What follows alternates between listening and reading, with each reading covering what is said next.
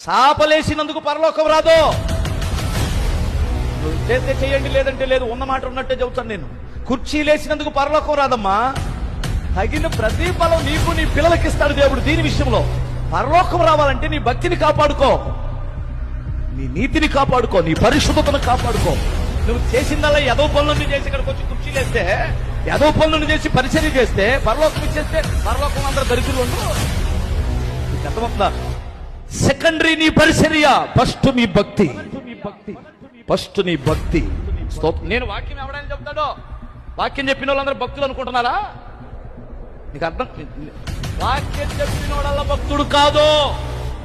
ఇతర భార్యలోడు చెబుతున్నాడు వాక్యం, వ్యభిచరించాడు వాక్యం చెబుతున్నాడు, లంచాలు తీసుకునేవాడు వాక్యం చెబుతున్నాడు. నాకంటే బాగా, నాకంటే బాగా నేనేం చెప్పగలను వారి ముందు?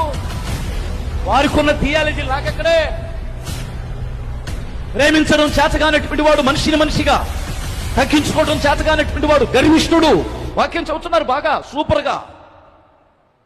వాక్యం చెప్పినందుకు నేను పరలోకానికి వెళ్ళను, నాకు ఆ సంగతి తెలుసు. నా ప్రభు నాకు ఇచ్చిన భక్తిని కాపాడుకోవటం వలన నేను కాపాడబడతాను. హల్లెలూయా. ఎందుకు కాపాడబడతాం? భక్తి, భయభక్తులు కాపాడుకోవాలి కదా.